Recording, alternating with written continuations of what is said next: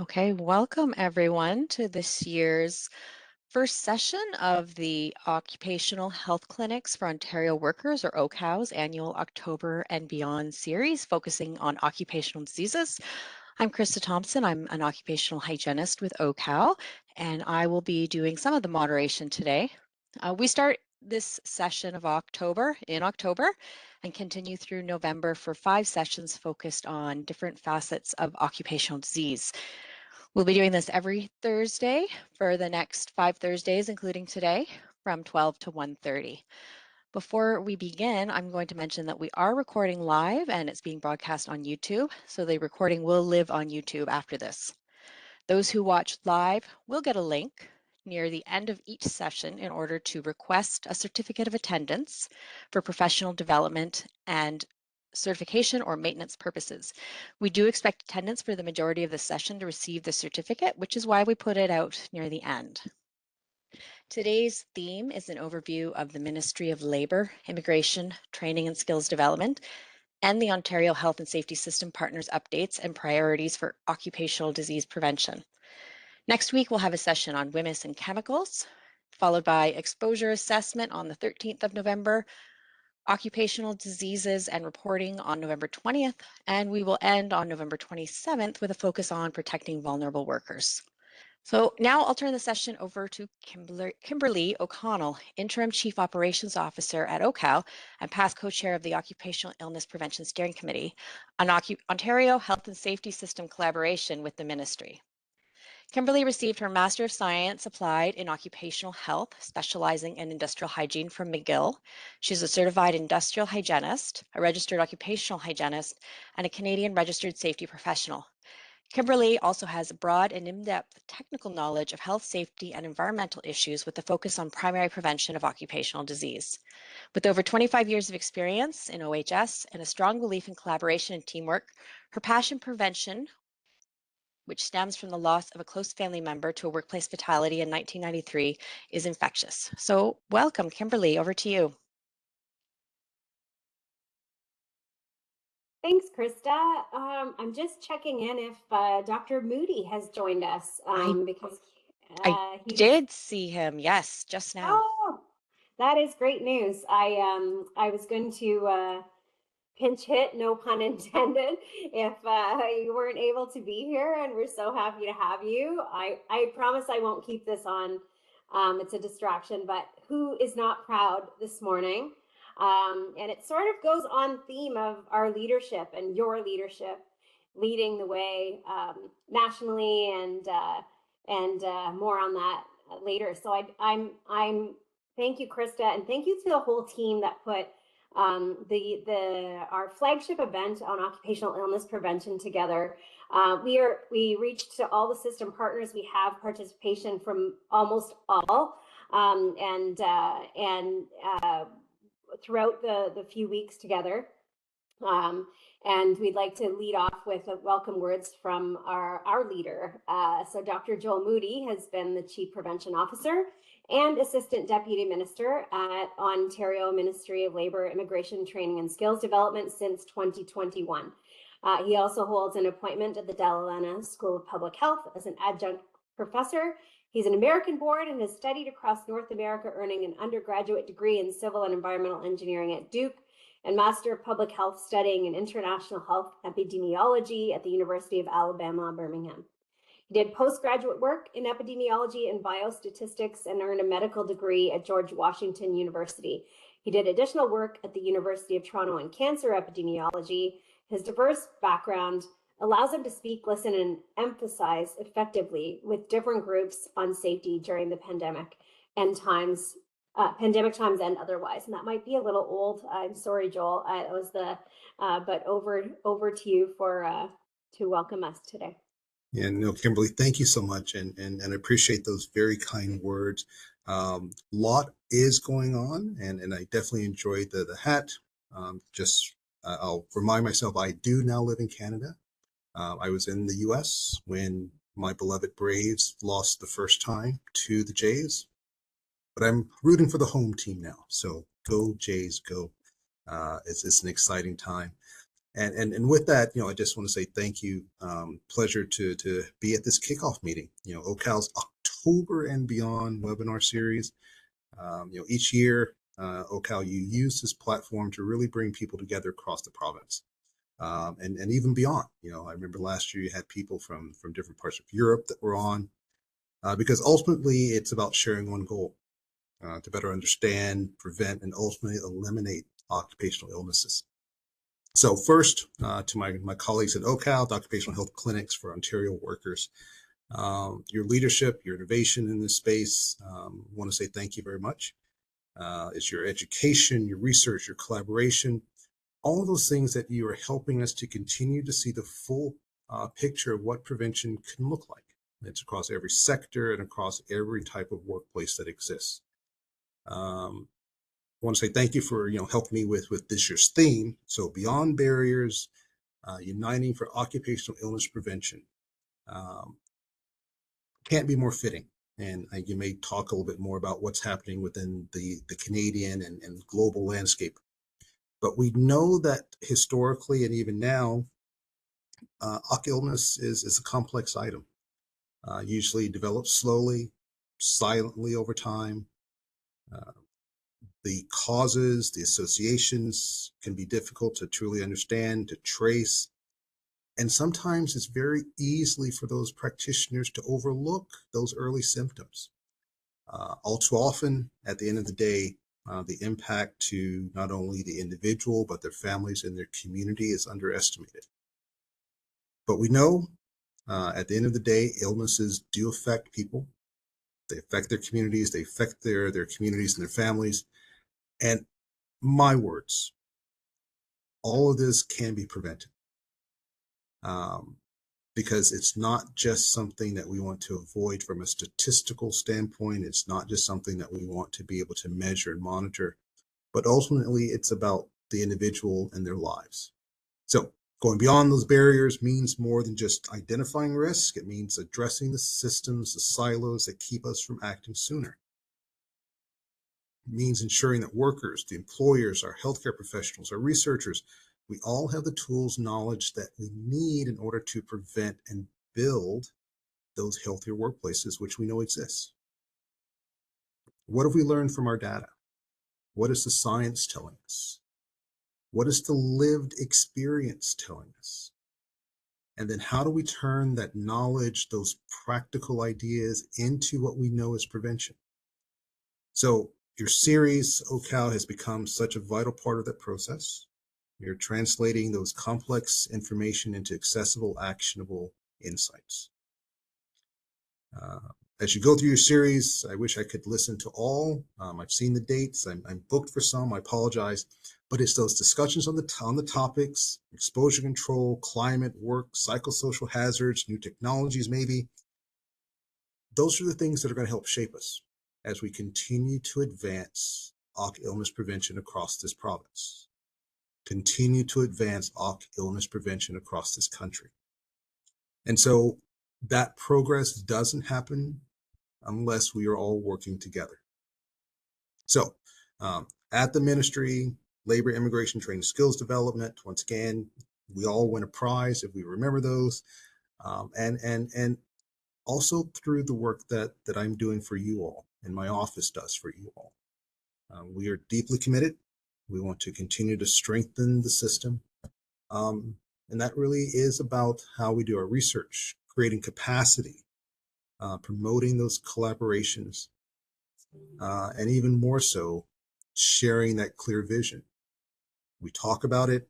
Every worker in Ontario, no matter what their job is, what their industry, their background, has the right to be safe and healthy in their workplace, free from harm, free from preventable illness.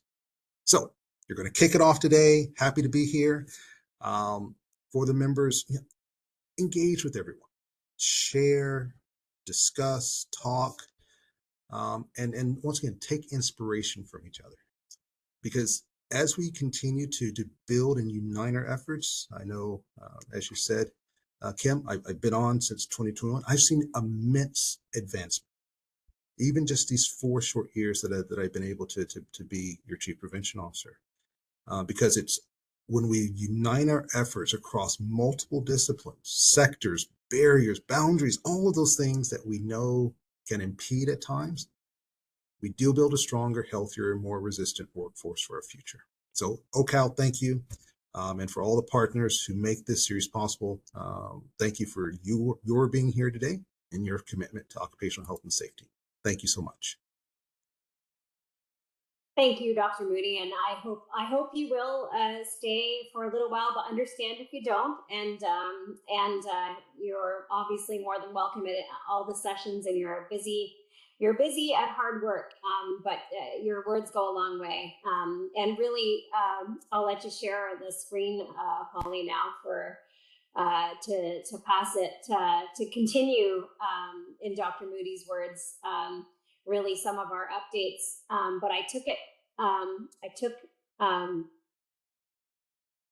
a little bit more rope with across Ontario, just with Dr. Moody leading out the Occupational leadership table that I sit on, and the former co-chair of the Occupational Prevention Steering Committee, Lens, and to our points with the J's hat, what's going on nationally and internationally, and beyond the boundaries and barriers, and breaking them down, the silos, and et cetera. And why? Because I really think that everyone should have occupational health foundation, worker empowerment, everyone, every day. And we saw that in the pandemic, to Dr. Moody's comments, where, and I've said it before, but I really believe it. And also because I believe that multidisciplinary teams and worker empowerment solve problems. And so that's where we're going with our little updates this morning. So we'll take the next slide, Holly, if you will. I'd be remiss not to mention, oh, darn, oh, thanks, retirements of some legends. So as we say, the October event really did start with Val Wolf, our director, who has both Michael Roche, our CEO, and Val Wolf have retired, and we are missing them dearly. We stand on their shoulders. And again, Val's work at ODAP, and now the Occupational Prevention Steering Committee, and began the October, which has become a flagship event across the OHS system partners. And so I did want to acknowledge both Michael Roche and Val Wolf, and also mention that Dave Wilkin, who many of you know, is our interim CEO. So Dave, I just wanted to shout out to you with our leadership as I continue the theme today, and just making sure if you wanted to go on camera, you're welcome, and if not, I just wanted to acknowledge our past and our way forward. Yeah, Holly, we'll go to the next slide. Speaking of leadership in Ontario, oh, there you go. Thanks, Dave. He's multitasking as usual, but he's here with us, which is appreciated. So the leadership piece is really to call you all to action. You're here, as Dr. Moody mentioned, so inspiring, so much background and all the change that has occurred. Yes, we have long ways to go, but we have made so many inroads with his leadership, and across the system partnerships. The silos are coming down, the barriers are getting broken. When I did want to mention a few things just professionally, with Ontario leading the way, and one of them being the fact that the Canadian Occupational Health and Safety Professionals Association is being looked at kind of like an umbrella organization, led out by the BCRSP, but also including ACE, the ergonomists, and OHCOW, the Occupational Hygiene Association of Ontario. See, it's alphabet soup that I'm adding to there, but the Canadian Occupational Health and Safety Professionals Association, bringing together the Canadian Board of Occupational Hygiene ergonomists, safety professionals, and on the model that came from New Zealand, really, where they also include occupational physicians like Dr. Moody, occupational health nurses, physiotherapists, and really trying to bring occupational health to the forefront by these multidisciplinary teams, which really is a lot of what OHCOW's makeup is. I would also like to mention the GOSH Coalition, which I want to get this right, so I'm pulling up my notes about again, more alphabet soup, but the Global Occupational Safety and Health Coalition that we're proud to be part of at OHCOW as a new effort for greater worker protections globally, and proposing changes to UN Sustainable Development Goals, which was formed shortly after the International Congress on Occupational Health in 2024. So this coalition is informal. OHCOW is part of it. I'm part of it, trying to find others to sign on to. So this might be your call to action in your workplaces, but looking for 50% reduction in work-related morbidity and mortality by 2050 through basic occupational health services for all, including informal workers, and better protection of young workers and protection of worker adverse health effects due to climate change. So there's a reestablishment of the joint ILO and WHO committee on occupational health, and countries are ratifying the ILO conventions to ensure safety and protection of all workers, and for countries that have not done so to adopt the ILO conventions. The other amazing leadership going on that Joel might have alluded to a little bit is our federal government ramping up efforts to harmonize OHS regs across Canada to support labor mobility for workers and workplaces. So the ESDC, the Employment and Social Development Canada, are working closely with provincial and territory partners, and in fact, the deputy ministers recently met with efforts in this regard. I'll come back down to what our realm in Ontario, but Ontario is actually helping lead the way in those efforts. So that's the kind of message I wanted to send here today as well. So the Occupational Illness Leadership Table was, if you recall, there was a OCDISEAS landscape review written mainly through a clinical lens that I sit on the table with to support, with really the involvement of the Ministries of Labor and the Ministry of Health and Public Health, with that, again, that clinical lens of improving occupational health and the occupational disease landscape in Ontario. And it had 41 recommendations, and this leadership table is working on implementing from those recommendations. You'll hear later this week about the WMIS Framework Working Group, and there's worker exposure history work going on as well that helps. I want to shout out to IWH for their ECHO OEM program, and also the ministry working on an occupational exposure registry, which was supported by OCRC. And another project we wanted to shout out to, that you have QR codes on your screen, in relation to our looking for primary care physicians and clinicians, I should say, practitioners, to enhance patient care with a work and health pilot. So should you know any primary care clinicians that would like to join this study through Dalhousie University, we are supporting it and looking to help recruit. So we wanted to take a moment to do that today as well. So the QR code will give you more information on that project.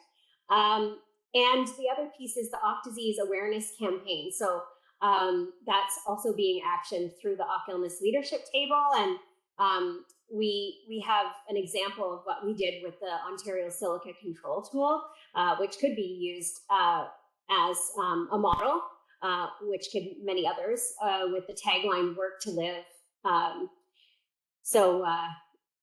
About OCDISEAS awareness. So they are actioning some of these items from those recommendations of the report. So next slide, please, Holly. What else is Ontario doing about occupational illness and partner initiatives? Well, the OC Illness Prevention Steering Committee, the formerly ODAP that I mentioned, Val, at the start. And again, the larger projects for those, as supported by the ministry, are the Ontario Silica Control Tool, which I'll talk about, the Heat Stress Toolkit, many research initiatives from our research partners. We are looking at the prevention strategy that Dr. Moody perhaps mentioned, that they're seeking input from all stakeholders for the new prevention strategy for the years of 2026 to 2031. And we have always been talking about occupational exposure limits as well at that table. So next slide, please, Holly. So what about the Ontario Silica Control Tool?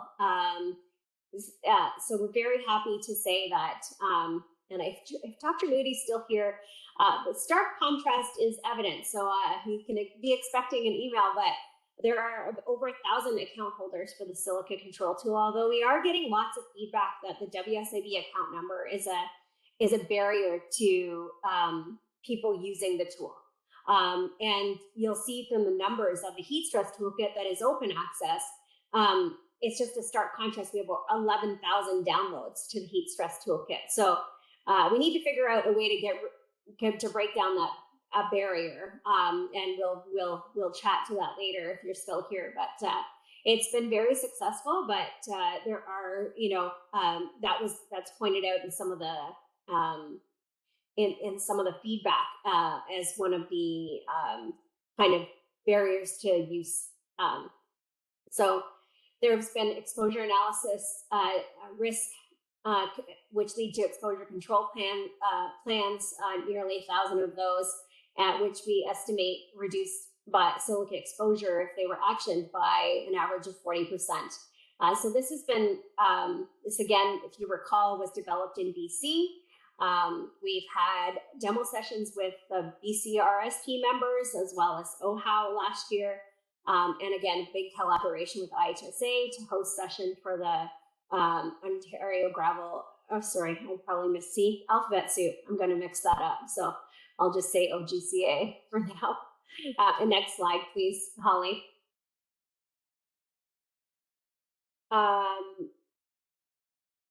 Also, we have the surface mining version.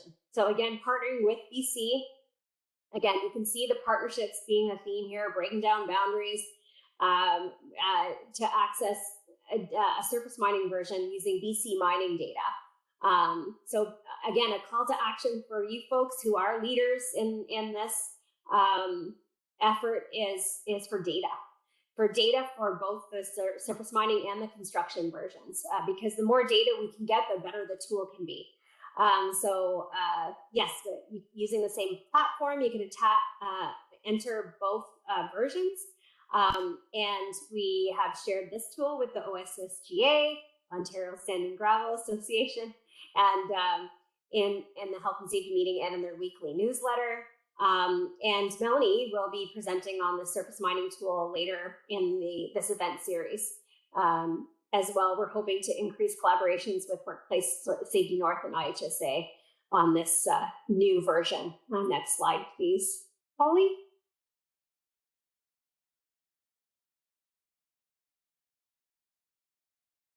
What's stuck on you? Oh, yeah, and or I'm stuck.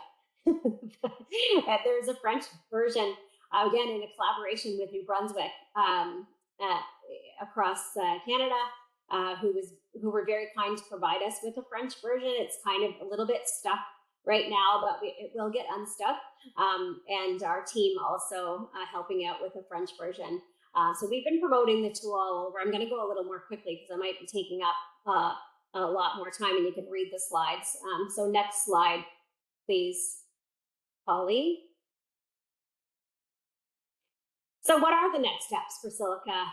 And I should have mentioned this at the outset, the leadership, again, not just standing on the shoulders of our previous leaders, but all of our staff are the leaders in this regard. Whether you're working on the Silica tool, whether you're part of the ergonomics team, the workplace mental health program, the occupational illness prevention program, our hygienists, our occupational health nurses, our client service coordinators.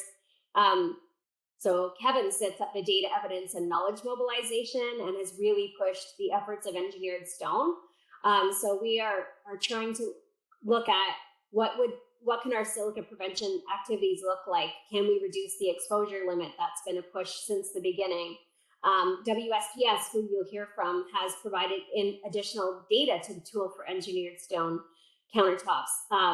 And we hope you have been promoting the silica control tool as well in your own environments. So next slide, please, Holly. And I mentioned talking about the other huge effort of the OHCOW Illness Prevention Steering Committee, formerly ODAP, has been the refresh of the heat stress toolkit. So thanks to you, we have had over 11,000 downloads of the toolkit. There's been a lot of seasonal outreach from OHCOW's TNO and teamwork members to Ontario's migrant agricultural workers, lots of projects there. Also translating some of these resources into Thai and Tagalog. Workplace Health Without Borders had a presentation. With regard, there's been an app in development. Big shout out to John, who originally came up with this calculator, and our labor partners. There's to Andre with data collection going on at the OFL and USW. And then this data will inform updates to the toolkit and potentially create a database of more data to drive prevention. Next slide, please. And I also, again, this whole theme of the Venn diagram of occupational health includes, traditionally we focused a lot on, illness in the cancers and in the traditional way, but our folks from our injury prevention program and our ergonomists, again, a big shout out because October is Global Ergonomics Month. And they've been supporting the ministry initiative on advancing vibration risk management and the hand-arm vibration syndrome, and provided video playlists that you can access on YouTube. And again, these are, as always, these sessions are recorded and slides will be available so that you can click on some of the resources to see them afterwards. And they've also been working hard at updating the job assess tool. So yeah, next slide, please. And speaking of which, on our other programs, so we have occupational illness prevention, injury prevention, and workplace mental health. So a big shout out here. We just had World Mental Health Day. I just participated in a Public Services Health and Safety Association Eastern Ontario initiative that had all the partners speak at with their updates. We've done numerous stress assess and mini MIT projects, one of which spoke at that conference as a well-being champion, and what she's done with stress assess as her foundation, and then grown and grown and grown and grown in her healthcare organization is nothing short of phenomenal. So a big shout out to Haley if she's listening. But we had a partnership to survey construction workers, which is ongoing with IHSA. We have Daryl, who's part of the International Steering Committee as a representative. Do check out May Day, which was also successful, and again can be looked at in arrears. We like to really call them on demand for your joint health and safety committees or as health and safety reps. All of our past events, including RSI Day and May Day, and upcoming with RSI Day, can be accessed depending on subject matter that you're looking to hear about. Next slide, please.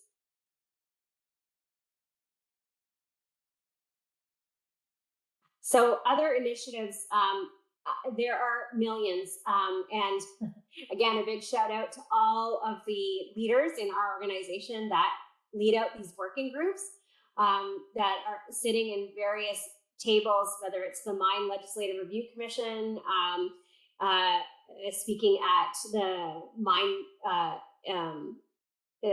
mining conference, on diesel exhaust, on heat stress, looking at various universities where the Toronto Metropolitan University with some research on lead in bone and also a CHAP risk tool. OCRC is speaking later this week, and we're involved as in the project advisory committee on the co-exposures project. We do TLV submissions trying to drive change with occupational exposure limits quite regularly. We're involved in a community of practice with the International Occupational Hygiene Association for sensor technology. We are supporting the International Association of Firefighters on funding for Health Canada under the Firefighter Cancer Research Program. We have pesticide projects and nail salon projects going on with in the occupational illness prevention realm. And recently I've been looking at noise under the leadership of Alberta, who's looking at fit testing and hearing protection as part of their legislation. So there are many, many more, but I did want to give an overview of a few of them. I couldn't name them all. And next slide, please. And really what Dr. Moody was talking about at the outset, that really our tertiary prevention that we have work on 90% of the time at OHCOW with our multidisciplinary team is looking at forensic work, retrospective work in our individual client files, in our clinical cluster investigations. But this does drive our primary prevention efforts. So we try to leverage what our learnings are from all of this great work to then help with our primary prevention activities. So I would go ahead to the next slide, Holly, and just say that so join us, enjoy today, where you'll be hearing from IHSA as well, and Workplace Safety North.